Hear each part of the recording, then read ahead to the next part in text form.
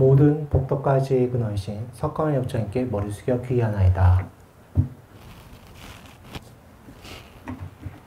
자, 저번 시간에는 부처님께서 욕설하러 온 그 브라만에 대해서 부처님이 지혜롭게 대응하는 것을 보셨죠.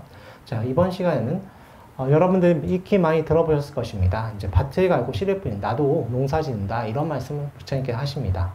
그래서 오늘 할 것은 118조 이제 나는 밭을 갈고 씨를 뿌립니다. 그 부분인데요. 네. 익히 많이 들어보셨을 내용입니다. 한 번 더 말씀드리지만 많이 언뜻 들어보셨을 거예요. 그래서 부처님도 이 세상에 생산적인 일을 하신다라고 하시는 거죠. 자, 그렇다면 어떻게 이 세상에 이바지하는 것인가에 대해서 부처님께서 어떻게 말씀하시는지 제가 같이 읽으면서 말씀드리겠습니다. 118쪽 다 보셨죠? 네. 나도 밭을 갈고 씨를 뿌립니다. 자, 같이 읽어보겠습니다. 이와 같이 나는 들었다. 어때 부처님은 브라흐민 마을인 에까날라에서 가까운 마가다 사람들이 사는 곳인 다키 나기리에 계셨다. 그때 브라흐민 까시 바라드 와자는 파종할 때가 되어 500개의 쟁기를 멍에에 실었다. 이때 부처님은 탁발하기 위해 까시 바라드 와자가 마침 음식을 분배하고 있는 곳으로 가셨다. 브라흐민 까시 바라드 와자는 부처님을 보고 말하였다. 잠깐만요. 자, 여기서 까시 바라드 와자라고 나왔는데 까시가 뭐냐면 농사란 뜻입니다. 농부란 뜻이에요. 농부. 실제 이름이 뭔지 모르겠습니다만 농부였기 때문에 바라드 와자라고 했고 뭐 집안에 굉장히 많은 소가 있었던 것 같아요. 500개의 쟁기라고 나오죠. 이게 뭐 주석서에 보면은 뭐라고 나오냐면 이때 그 사육제라고 합니다. 그 축제하는 날이라서 뭐 예전에도 저희 이제 왕이 그러지 않습니까? 직접 자기가 소를 1년에 하루는 소를 몰죠.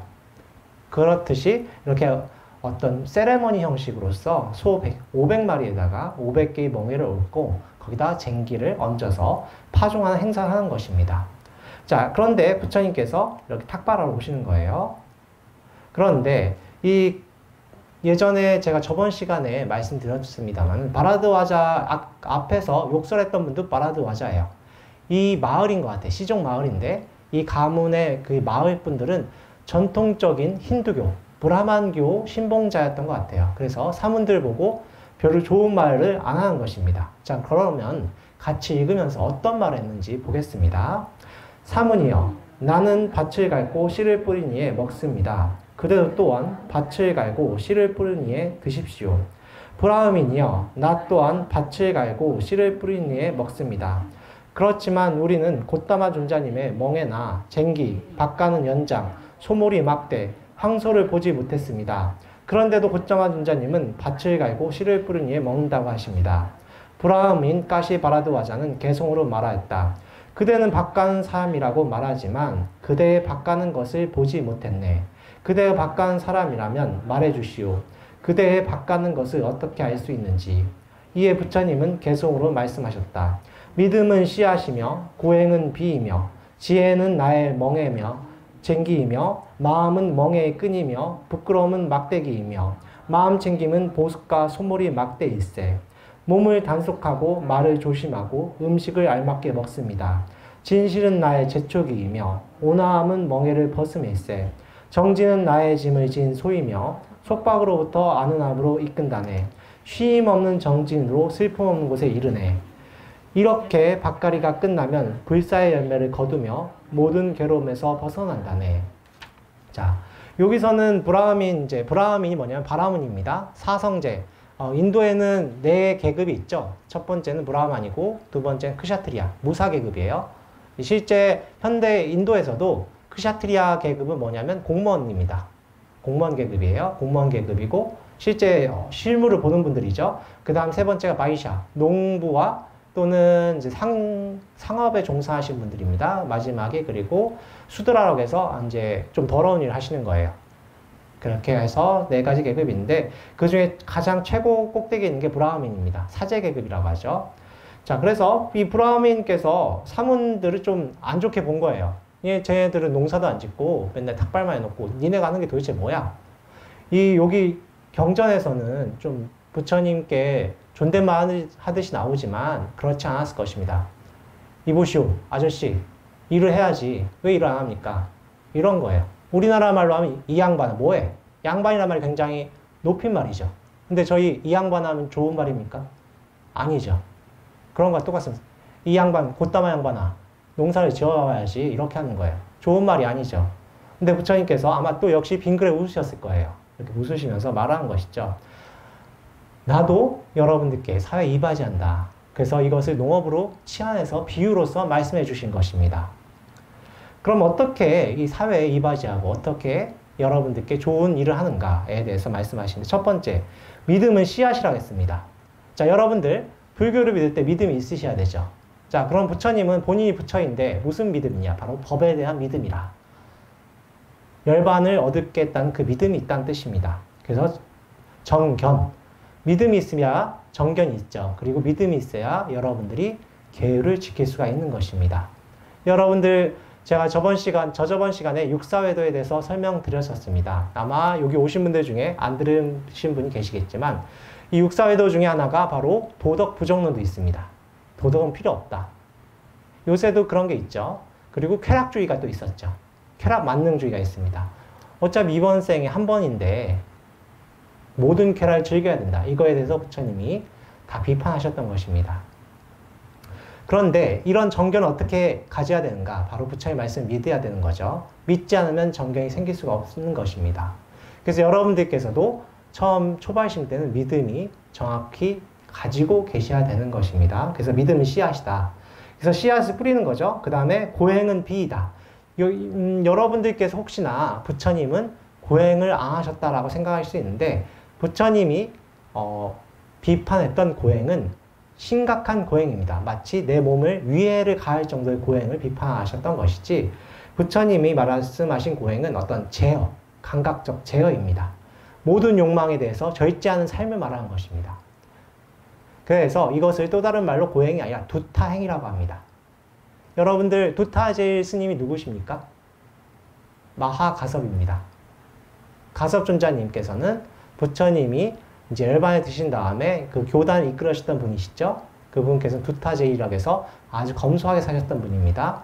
저희 큰 스님인 청자와자, 청하 큰 스님께서도 그 큰 스님을 별로 안 좋아하셨던 분들은 고행주의자라는 비난하셨는데, 근데 부처님 당시에 그 당시 비구들의 삶을 보면은 우리 큰 스님보다 노스님보다 훨씬 더 고행을 하셨습니다. 왜냐하면 하루에 꼭 나무에서 자야 되고, 나무 밑에서 3일 이상 머무르면 안 됩니다. 왜냐하면 그 나무에 집착이 생길까봐. 그리고 옷을 3벌 이상 가지면 안 되고, 그런 것이 다 두타행에 포함이 됩니다. 이것들이 왜 필요하냐? 바로 여러분들이 감각적 욕망에 살기 때문에 그것을 제어하기 위해서 필요한 것입니다. 여러분들께 저희 이제 절에서는 염불을 멈추지 말고 계속 하라고 하죠. 여러분들이 만약에 염불을 하시다 보면 이제 음식을 드실 때도 염불을 하게 됩니다. 근데 음식을 먹을 때 염불을 하게 되면 그 맛이 느껴지지 않아요. 맛의 그 쾌락에 쫓아가지 않게 되는 것입니다. 이것이 왜 필요하냐 하면은 그 열반을 향하기 위해서는 내 감각의 절제가 필요하기 때문인데, 그런 것이 바로 고행, 부처님이 말씀한 고행입니다. 절대 그 자인하교처럼, 자인하교는 제가 저번에 말씀드렸지만 머리를 출가할 때 머리를 깎는 게 아니라 뽑아요. 현재도 머리를 뽑아요. 굉장한 고행을 합니다. 그리고 공이파, 옷을 입고 다니지 않는 분들은 빨가벗고 다닙니다. 지금도 그렇게 다니는데 그런 고행을 비판한 것입니다. 하지만 절제된 삶은 부처님께서 권유하시는 거예요. 그래서 고행은 핍니다. 그래서 믿음은 씨앗이고 절제된 삶을 살아야 같이 씨앗과 비가 이제 어우러지겠죠. 그래서 씨앗이 나는데, 그러면 이 씨앗이랑 비만 가지고 충분하지가 않죠. 밭을 좀 갈아줘야 되고 잡초도 뽑아줘야 됩니다. 그것이 뭐냐면 첫 번째는 지혜라고 하는 것입니다. 이 지혜가 뭐냐면 바로 반야입니다. 반야. 여러분 맨날 반야신경 외우시죠? 반야라고 하는 것은 통찰지라고도 하는데, 거기에 어떤 내 개인적 견해가 들어가지 않는, 있는 그대로 보는 것을 바로 이 반야라고 하는 것입니다. 그래서 있는 그대로 보는 것이 나의 멍에와 쟁기이다. 그래서 믿음이 있는 거 가지고 안 되죠. 정확한 지혜를 바탕으로 수행을 해야 되는 것입니다. 그래서 반야가 필요한 것이고, 그 다음에 마음은 멍에의 끈이며, 여기서 말하는 마음이라는 것은 마음이라고 하는 것은 저희 은사 스님께서 자주 설법하셨지만 여기서 초기 불교에서 말하는 마음이라고 하는 것은 아는 자리입니다. 정확히 아는 거예요. 아는 자리입니다. 그래서 아는 거예요. 멍청이 있는 게 아니에요. 그냥 멍하니 있는 것이 아니라 있는 그대로 계속 성성적적이라고 하죠. 계속 깨어있는 그 자리를 말하는 것입니다. 그 다음에 부끄러움. 여기서 부끄러움은 뭐냐면 바로 양심을 말하는 것입니다. 계율을 지키고. 여러분들이 계율을 믿는다고 해서 지켜집니까? 아니죠. 양심이 있으셔야 됩니다. 계속 도덕적으로 수행하려고 하고 남의 시선을 의식하려고 해야 되는 것입니다. 사회와 같이 가야 돼요. 그것이 바로 이 부끄러움이고, 그 다음에 마음 챙김. 여기서 마음 챙김이라고 하는 것은 제가 누누이 말씀드리지만 마음 챙김이란 용어보다는 정지, 정념입니다. 부처님의 말씀 기억하고 법을 기억해서 그걸 실천하려고 하는 자세예요. 기억하는 작용이 들어가는 마음 챙김입니다. 그것이 바로 이제 보습, 이제 바스에다가 물을 대주는 거죠. 그 다음에 소몰이 막대해라. 그 소를 모는 거예요. 그죠? 소를 안 몰아주면 어떻게 했으면 소가 다 먹어버리죠. 그래서 계속 여러분들이 수행하시다 보면 느끼겠지만, 여러분들 마음이 쉽게 흐트러집니다. 왜냐하면 자기 업력이 있기 때문에. 그때 부처님 말씀이나 큰 스님들 말씀을 기억해서 내 마음이 절제해야 되는 것이죠. 그게 바로 소를 모는 거예요. 그래서 저희 동북아 불교에서는 뭐에 비유를 합니까? 시무도. 시부도라고 하죠. 마음을 소에 비유해서 그걸 모는 거에서 이런 비유가 나오는 것입니다. 그러면 그 두 번째 문단에는 또 몸을 단속하고 말을 조심하고, 이건 당연히 해야 되겠죠. 신구의 삼업을 단속해야 되는 것입니다. 그리고 진실, 이 진리입니다. 이제 진리를 보았으면 진리를 바탕으로 내 마음에 있는 안 좋은 법들을 없애야 되죠. 그래서 재촉이라 하는데 홈이 이제 원문에서 홈이에 가까워요. 홈이다. 그리고 오남이라고 하는 것은 모든 분노가 없어진 거예요. 그래서 어떤 오남이라고 하면은 아라하는 오남입니다. 모든 번뇌가 사라졌기 때문에. 여러분들이 이제 세속에 살다 보면 경쟁해야 되죠. 진급하려면 어떻게 해야 돼요? 남보다 더 좋은 결과를 내야 되는 것입니다. 그것을 말하는 것인데, 아라한가를 성취하면은 그런 진급하려고 하는 그 마음도 없어지고 어떤 탐진치가 다 소멸했기 때문에 멍해를 벗는다는 뜻이에요. 모든 일이 끝난 거예요. 오나함. 그래서 아라한가의 오나함이다. 그 다음에 정진은 뭐예요? 소몰이 하는 거예요. 나의 짐을 싣고 가는 겁니다. 정진을 계속 해야 되고, 그리고 속박으로부터 안으로 이끈다네. 속박이 뭐냐면 번뇌의 속박입니다. 또 다른 말로는 윤회의 속박이에요.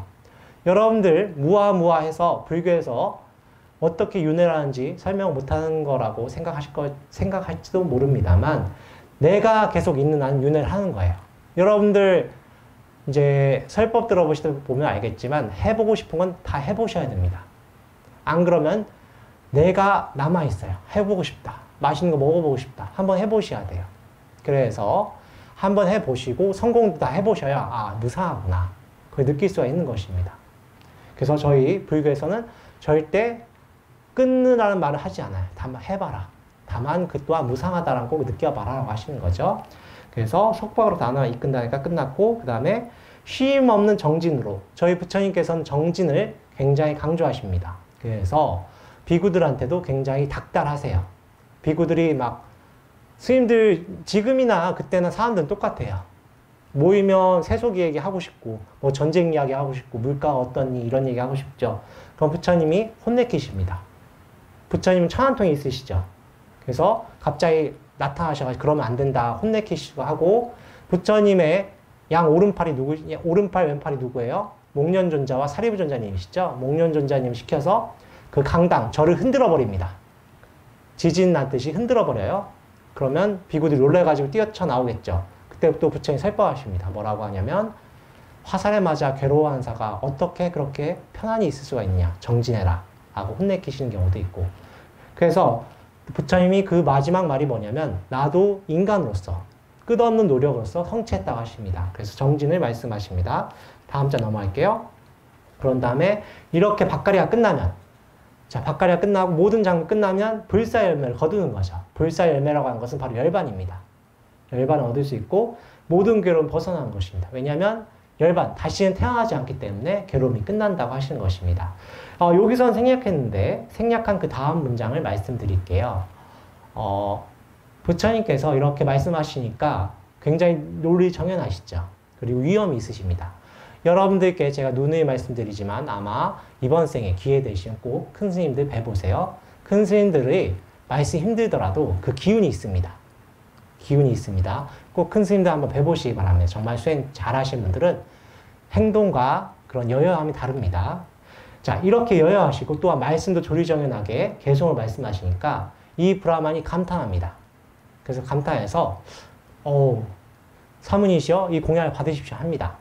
근데 이때 마음이 어떤 마음이냐면 너 참 개송 잘 읊는다 이런 마음으로 밥을 공양을 올리려고 해요. 그러니까 부처님께서 거절하세요. 그런 마음으로 개송을 잘 읊었다고 하는 그 답례로서 공양을 올리시면 그건 복이 안 됩니다. 존경심을 가지시고 공덕을 지는다는 마음으로 저한테 공양을 올리십시오. 복전에 그래야 복을 심게 됩니다. 브라만이시여 존경심을 담고 공양을 올리십시오 하니까 브라만이 그 자기 마음이 들켰죠. 그래서 마음을 바꿔서 존경하는 마음으로서 공양을 올리십니다. 이러면서 부처의 말씀이 끝나는데 여러분들께서 스님들이 가만히 앉아 수행하시는 걸 보고 어떤 분은 불만이 있을 수가 있습니다. 그래서 저희 큰 스님께서 뭐라고 하셨냐면 이 선방에서 수행하신 분들은 이 우주를 정화한다고 하셨습니다. 그리고 또한 세속에 어떤 그 분쟁이 일어날 때 그 도인들이 나타나서 그 분쟁을 해결해 주는 경우가 있었습니다. 제가 오늘 이 얘기까지만 하고 오늘 설법 끝날 것입니다. 예전에 이괄의 난이 있었습니다. 이괄의 난 아십니까? 인조반정. 인조반정 있었죠. 그래서 이괄의 난이 있었는데 이괄의 난 때 이괄은 함경도 최북단에서 우리나라를 수호하고 있었던 분입니다. 근데 이괄은 성격이 굉장히 괄괄했어요. 그런데 성격이 괄괄하면 어떻게 됩니까? 정적이 생기죠. 그래서 모함을 받아서 자기 아들이 수도로 압송이 됐습니다. 그런데 이 모함을 받았는데 아들이 압송됐다는 얘기는 뭐냐면 그 인조라는 왕이 이괄을 신임했다는 얘기예요. 왜냐하면 모반의 대역죄인은 구족이 멸하죠. 그런데 아들만 수송이 됐다는 얘기는 이괄은 아직도 신임을 받았다는 얘기입니다. 그런데 정적한테 그 모함을 받고 임금한테 그 자기 아들이 수송이 되니까 열이 이만큼 받았어요. 그래서 일어난 것이 바로 이괄의 난입니다. 근데 열받아서 일으킨 난이기 때문에 분노의 난이기 때문에 어떤 계획도 없었어요. 그래서 계획도 없이 일으켰는데 그 당시 아시겠지만 이 전쟁이 일어나면 누가 제일 앞장서서 전쟁이 치렀습니까? 첫 번째는 사대부고 두 번째는 승병이죠. 그래서 승병의 대장인 그 서산대사의 그 총본산이 어디였냐면 묘양산이죠. 묘양산은 아시겠지만 북한에 있습니다. 그래서 이 이괄이 난을 일으키려고 할 때 가장 먼저 눈여겨본 데가 어디냐면 묘양산입니다. 그래서 묘양산에 그 스님들 계신 절에 갑니다. 그런데 그 이괄이 쳐들어가기 전에 묘양산에 그 절에 계셨던 어떤 노장 스님이 계셨어요. 그냥 뒷방에서 그냥 세워라 내어라 하고 계셨던 것 같은 스님이 계세요. 그 스님이 하루는 부전 스님께 와서 뭐라고 하셨냐면 부전 스님 내일 어떤 사람이 올 것입니다. 근데 그 사람이 오면은 부처님이 공양을 얼만큼 드시냐 여쭤볼 것입니다. 그때 뭐라고 말씀하셔야 되냐면 각 부처님별로 쌀 500석을 드신다고 대답하세요 라고 하고 뒷방으로 가셨습니다. 부전 스님은 왜냐하면 계속 뒷방에 계셨던 노장 스님이 말씀하시니까 말씀 듣는데 이분이 무슨 뚱딴지 같은 소리 하셨겠죠. 이 무슨 말도 안 되는 소리 하셨을 것입니다. 그런데 그 다음날 진짜 이괄이 찾아왔어요. 그래서 여기서 부처님이 쌀을 얼만큼 드시냐고 말씀하십니다. 그러니까 부전 스님이 시킨 대로 했어요. 쌀 500석씩 드십니다. 부처님이 5분 계셨습니다. 뒤에 돌부처님이. 그래서 총 2,500석을 드신다고 말씀드렸습니다. 그랬더니 이괄이 비웃으면서 말도 안 소리 하고 있다 하고 쌀 500석을 지어서 올리긴 합니다. 그래서 못 먹으면 다 없애버리려고. 난을 일으켰잖아요. 다 없애버리려고 했는데 정말 부처님이 딱 맞을 그릇을 들여서 다 드셔버립니다. 2,500석을. 근데 여러분들 아시겠지만 전쟁이나 난을 일으킬 때 어떻게 돼요? 쌀이 없으면 전쟁을 못하죠. 먹을 게 없으면. 그래서 이괄도 그냥 진짜 자기 눈앞에서 돌부처님이 쌀을 다 드셔버리니까 놀래가지고 그냥 가버려요. 그래서 이괄이 그때 난을 일으켜서 실패했습니다. 그래서 막 자기 부하들 중에 4,000명은 또 떨어져 나가고 그랬어요. 그 중에 하나가 아까 말씀드렸던 그 보급이 잘 안 돼서 그래요. 보급이 안 된 것도 있습니다. 그래서 그걸 보고 그 다음날 그 노스님, 노장스님 갑자기 나타나셔가지고 뭐라고 하셨냐면, 아, 오늘 큰 시주가 왔어. 우리 매일마다 아침마다 그 부처님 뒤에 가보면 쌀이 우리가 먹을 만큼 있을 걸세. 3년 동안 우리는 이제 쌀 걱정 없을 거야. 한 다음에 하셨던 말씀이 다만 식은 밥을 먹어야 되네. 했더니 진짜 부처님 아까 말씀하신 그 놀부처님 뒤에 매일 아침마다 쌀이 나타났던 것입니다. 그렇게 해서 이가리난이 멈췄던 거예요.